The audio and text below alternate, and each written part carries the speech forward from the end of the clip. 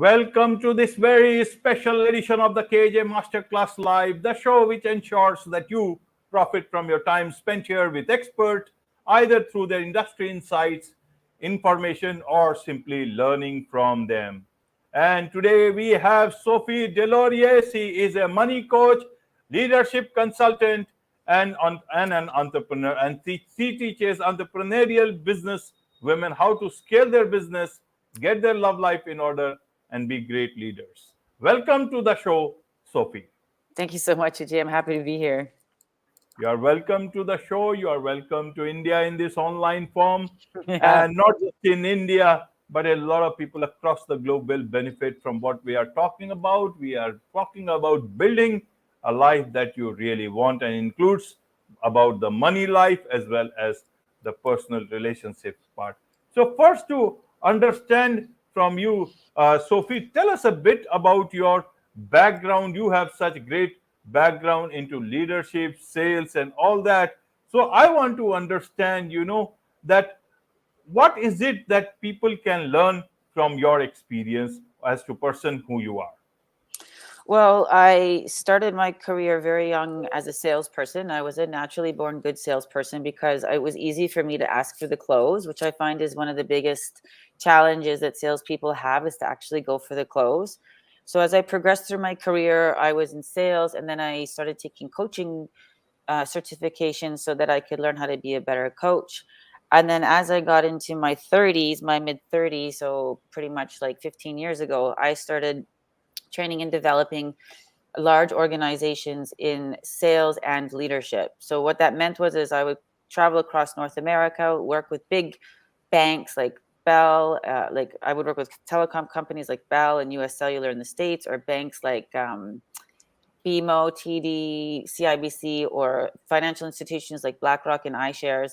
And I specifically worked with the sales division because that was my background. So I would work with their leadership team and I would train them in how to be stronger coaches, how to be better presenters and communicators, how to lead their team, how to identify skill gaps on the team in regards to sales. And then I would work with the actual sales team and I would teach them the sales process, how to do a consultative meeting, the particular skills that they needed, which was, questioning and listening skills, and how to position and present their solution, how to pitch, and then how to close. So that's the area of expertise that I have.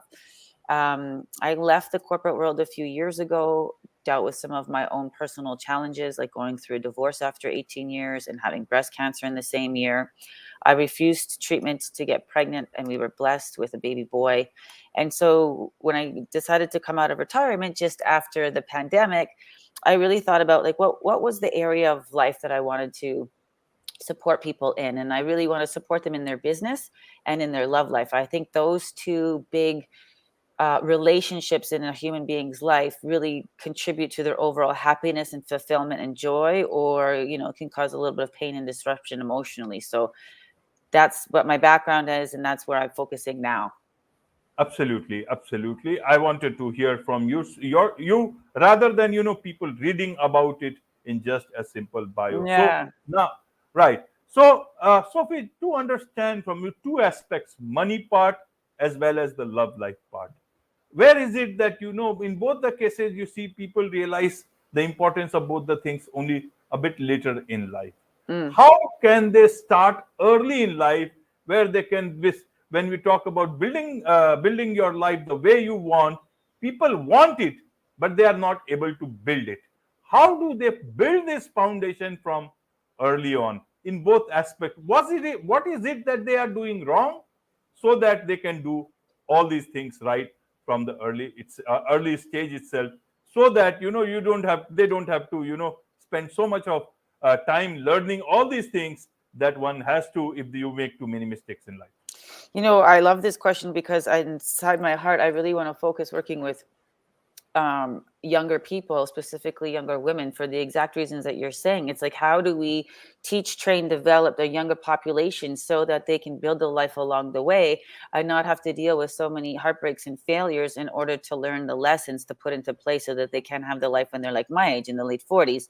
And here's a couple of things that I really think is missing. So let's just go on the business and money side. First, I think it's important we teach people how to manage money, like what debt is, what ROI is, like learn the basics about money and investing investing and compounding interest and that sort of thing. But beyond that, I think it's important that our young people are not, like, we're not taught this in school. We're not even taught this in MBAs. How do you actually conduct a proper sales meeting? You know, Right. how do you open the conversation? How do you ask the questions to identify the needs? How do you listen deeply to understand what the person is not saying? How do you get into their world so you can help them expand and start to think about other things that they haven't thought about? How do you position your solution, your product, or your service? How do you negotiate the close with pricing? And then how do you do the follow-up? Like, I think that whole structure in and of itself is something that all young people should learn, because at the crux of every business, in my opinion, is sales. If you don't have sales, you have a passion project. You need to bring the money in. What brings the money in is sales. And so there's a particular mindset that goes with that I would love to be able to teach young people. There are particular sales skills: listening, questioning, checking in, like that. And then there's a specific process. The step one of how do you open the sales call, to identifying the need, to positioning the solution, to closing the call. That, I think, is really important. And then as somebody grows through that, their leadership is going to grow, and then that's going to start to support them in that area. And they should also understand taxes, like year-end taxes, GST taxes, so that they know how to separate their revenue from their expenses, from their taxes, so that they're managing their money properly. I think all of that stuff, and I really do think I should be putting together some sort of business academy for young people to teach them that. And then on the other side of it, there's so many things in our love life that we just aren't, as young people, you know, like, it's not like I was ever taught about boundaries or non-negotiables, and the communication skills that are required in business are often required in your love life. Like, for example, if you're communicating something in your business and you want to gain agreement with your client or your partner, whatever that is, you'd be like, does that work for you? Does that interest you? Do you want that? Like, what's your commitment level on that?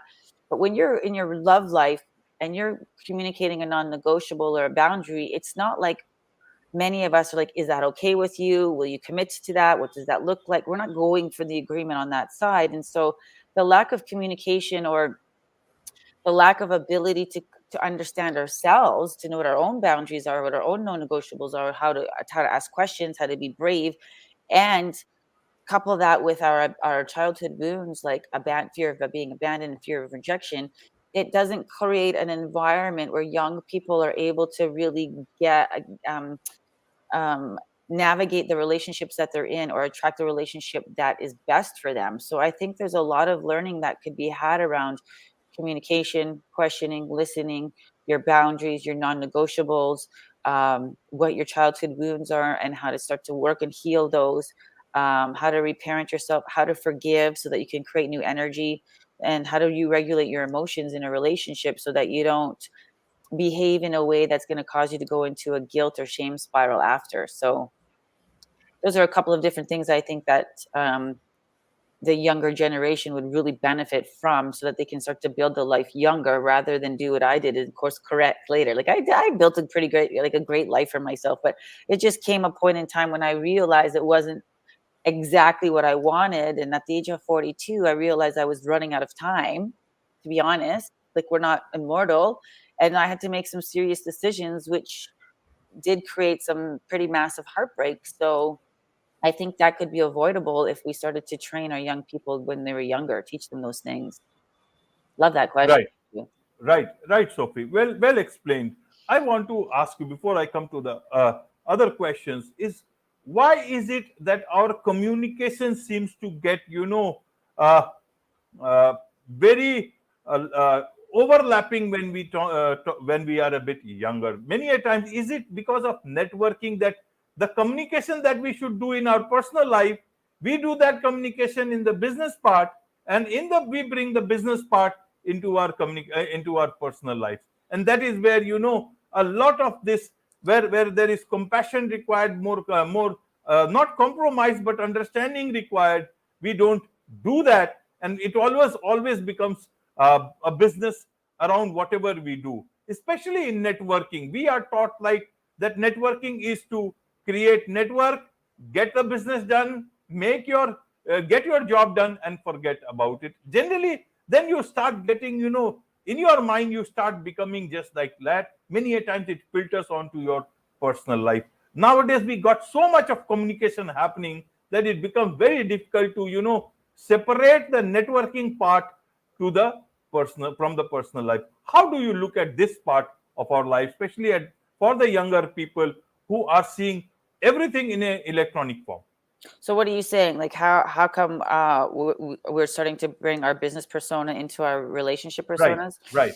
Yeah, that's also a very good question. I think that what it takes for a human being to show up in business is not the same as what it takes for them to show up in their personal life. And I think that if we have any type of childhood wounding that's going on, it's easier to mask that in the professional world because there's no real intimacy, emotional intimacy or vulnerability, right? You can still hide your emotions and suppress your emotions in the business world. I don't think you can do that in your love life because your love life is supposed to be about emotional connection, intimate connection, being vulnerable, sharing your feelings, having your partner support you in areas that you have a soft spot in your heart that you need to grow and develop. And so I feel like that can cause people to think they're a little bit vulnerable, or they may see it as powerless, and in their business they feel powerful because they don't have to be so vulnerable. And when a client says no, it's not quite the same feeling of rejection as when a lover or a partner or a husband or a wife or a dater says no. And so I think that we hold on to our business persona because it's where we feel most powerful, and then that stops us from really getting the emotional intimate connection that we want.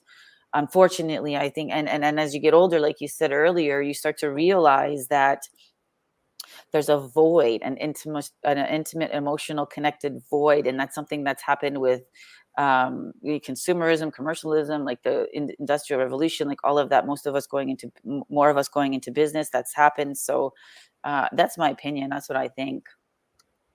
Absolutely. You talk about narcissism, self-sabotaging Mm. patterns. Let's look at this from that angle. What is it? Why is it that people are not able to uh, say understand people and getting into relationships, either business or personal relationships, which don't seem to work out so many times?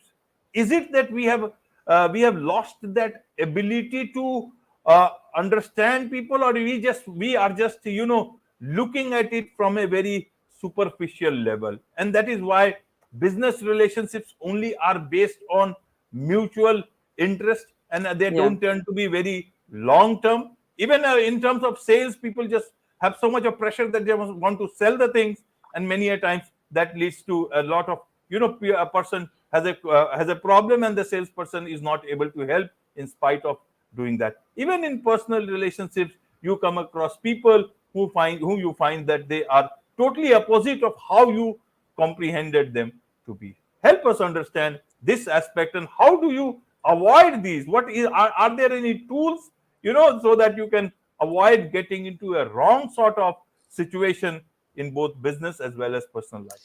Yeah, it's a great question too. I think, okay, so what you're asking me is like, how come we don't understand people so much, and then how do we Right. attract the wrong people in both our business and in our relationships? And so the first thing I would say is it's about values, resonant values, alignment in your values. So do your values align? So for me, I have high value around honesty, integrity, vulnerability, like that. Um, I'm not somebody who wants to have the quick sale or make a lot of sales. I would rather have a few clients with deeper long-term relationships that were more fruitful and more of a connection for me than a bunch of people transacting in and out of my world. But that's also a style thing. Some people just prefer that. If you're somebody who's looking for more partnership type relationship oriented business relationships, so what you need to do is really ask more questions to identify that there's a fit. It becomes more Right. about fit and match, right?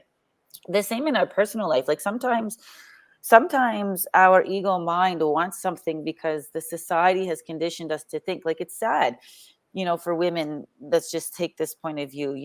Fairy tales have conditioned us to believe that somebody's coming to save us, and that's usually a prince charming, and prince charming usually has money and status, and so women look for men with money and status. That's sad for the man. Like, does the man really just want to be loved for the type of house he has, the car he has, his wallet, his bank account, his type of job? Like, what about the fact that he's nurturing and can be a great father and he's a great leader and a great partner and he's going to take care of your emotional needs? Like, that's not what society teaches us to look for. So I feel like that's one of the big issues as to why we're not getting a perfect match. I think that two things that could really help people through that is, one, to really listen to what people are saying, because they're telling you the truth, and not try to interpret it to make it mean something else because you just like the way that person comes packaged. And two, ask a lot of questions. Like, even in your business relationships, ask a lot of questions. What are your values? What do you want in terms of a relationship or a business partnership? Like, what are your challenges? What are your frustrations? What are your hopes? What are your dreams? Where's the alignment? And I think a lot of times as young people, sometimes we put that to the wayside and we get dazzled with sparkle, whatever that is. For men, it could be a beautiful woman. For a woman, it could be a man with money. Like, I'm just using it as an example. And we forget that there's a deeper, more purposeful way to go about having a relationship. Right, right. Let's look at the health aspect, and that Sure. includes mental health. Yeah. Nowadays, a lot of youngsters or people, they want to try out many things, which is fine. But in this rush for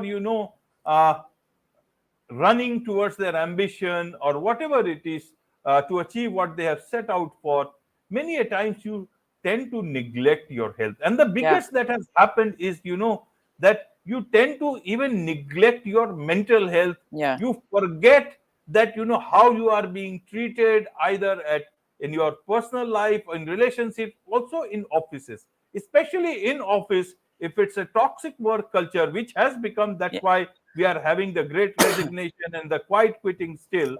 Yeah. So in that aspect, how do you continue to walk towards your goals, as well as take care of your health, because health issues are also growing, and especially on the mental health side? What are your nuggets of wisdom that you would like to share, especially with the young generation? Yeah, so I feel like the younger generation is set up a little bit better than our generation was, because I feel like in our generation it was a work hustle culture. More, more, more, more, more, achieve, achieve, achieve, achieve, achieve, like status, status, status, status, status, climb the ladder. And for myself, I come from very humble beginnings. I didn't come from a lot. I had self-esteem and self-worth issues, and I validated myself in a paycheck. And because I was in sales and in a commission-based sales, the harder I worked, the more I did, the more money I made. It was pretty much like I could write my own check. And so there's a bit of an addiction to that when you're in sales. Um, and that's not a way to thrive. Like, you're not only just winning in life when you're closing your sale, because when that goes down, then, like, where's your happiness? It's not rooted in anything other than performance, and you're not valid or worthy as a human being because of your performance. And I think we have that collapsed. We're all born worthy, and then we have society tell us what makes people more worthy than others. And oftentimes, especially here in North America, it has to do, like I said, with power, money, status, cars, shoes, purses, clothes. It's like, it's so sad, your house. Um, and I feel like we need to really be grounded in what makes us happy. What are our values? What kind of relationships do we want to have? And like, how are you fueling your mind, body, and soul? And for me, I burned out at the age of 37. I woke up one day and I couldn't walk because I had too much stress. And then I got breast cancer. I was diagnosed with breast cancer at the age of 42. And so I was a young woman to be diagnosed with breast cancer, to be honest with you. And I can look, I worked several jobs. I overworked myself. I didn't sleep as much. I let my mind have negative thoughts. And I pushed out of this sense of accomplishment and achievement, because that's where I found my validation from. And we are not valid because of how much money we make or what the things we have. We're valid because we're human, and the human being we show up as makes us worthy. Are we a kind, compassionate, empathetic individual, or are we more narcissistic in the way that we show up? And so for the young people, I would remind you that your health is your wealth. If you don't have it, you can't work. And for me, I'm somebody who works out a lot. Exercise is really important. Going into nature is really important. I particularly like to climb hills and hike and do mountain climbing. Particularly like to be at the beach. I particularly like to do long walks and work out with weights. I am somebody who makes sure that I try to get 8 hours of sleep every day, because even if I'm just lying in my bed and listening to like meditative music, because I know that downtime is restorative and regenerative, and it's necessary to be able to perform. And so those are the things that I value. And I hope that people, younger people these days, take a time out and look at their parents and their grandparents and see what that hustle culture did, and they learn from it and they put in changes for themselves. Absolutely, absolutely. My last point I want to understand about the mindset, especially the way they look at when they talk about building the life that they want. Then how should they build it with success and happiness? And how should they look at success and happiness? Because nowadays you talk so much about happiness that you become unhappy, and people say, let's talk about peace. And I guess peace is what we want, but we continue to define it as happiness. What are your views on that? What would you like Yeah. to tell, especially the young people who can look at these things much more pragmatically? As you said, they are certainly looking at it, but your wisdom will certainly, make things much more clearer for those who want. I think it's a really great point that you bring up, the distinction between happiness and peace. I mean, happiness is a feeling and it comes and it goes, but there is something to be really valued about peace of mind. And a point in my life, yes, I'm happy, but every single day am I like ecstatic? No. But do I have peace? So I don't have drama in my life anymore. Once I went through my divorce and I went through cancer, I just realized that drama is not happy for me. Right, And right. so Same for me. Same for yeah, me. it's just not like family Yeah. drama, friend drama. So I had to have the conversations with my family that I needed to have to settle. Like, this is so much drama. Sophie's not going to operate out of guilt and shame anymore. I'm going to be allowed to communicate my truth and my voice in a polite and elegant way that doesn't come across that makes you defensive or like I'm attacking you. And I'm not going to tolerate being mistreated in my life. So I have boundaries. And if you cross my boundaries, that shows me who you are. And you maybe get one chance and then that's it. Like, I'm just not going to entertain that. So for the young people, know your boundaries. What works, what doesn't work for you. Know your non-negotiables. Like if somebody, and make sure you communicate them, because if you don't communicate them, that's a you problem, not a them problem, because people can't read your mind. But be stern. I wobbled on my boundaries for 42 years. Okay, I'll compromise. The only thing that's getting compromised is my own well-being and my health and my peace of mind. And then that leads to not being happy. So happiness, peace of mind, in my opinion, is directly correlated to how effectively you communicate your boundaries and your non-negotiables, and you teach people how to treat you. So if you don't respect your own boundaries, they're not going to respect your boundaries. That's a self-sabotaging thing. Then you're going to want to blame them. And then that's, again, self-sabotage and toxic behavior. There's no happiness found in that. Be clear and clean, clear, and direct in your communication. Make sure you're clear with your boundaries, clear with your non-negotiables, and don't wobble. Uphold your standards. Uphold the standards. There is much to learn from you, Sophie. And so, those people who want to learn more from you, want to professionally be engaged with you, what's the best way for them to do so? The best way is to email me at S as in Sophie, D as in David, at Sophie, SOPHIE, talks, TALKS.com. That's SD at sophietalks.com. Or you can find me on Instagram. That's my favorite platform, at the Sophie, SOPHIE, Deslauriers, DESLAURIERS, the Sophie Deslauriers. With this, it's a wrap on this very special edition of the KJ Masterclass Live. Thank you so much indeed for joining us. Thank you so much. I appreciate it.